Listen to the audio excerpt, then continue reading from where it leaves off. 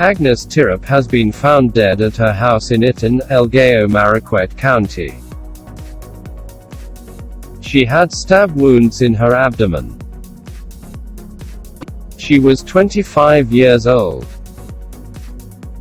Agnes is the world's 10,000 bronze medalist. Last month in September, she broke the women's only 10 km world record. In 2015, she won the World Cross Country Champion. She also won the 2014 Africa Cross Country Championship in Kampala, and the World Junior Cross Country Championship in Poland. Her last race was the Valencia half marathon, where she came second. Agnes also represented Kenya in the 5,000 women's race at the Tokyo Olympics.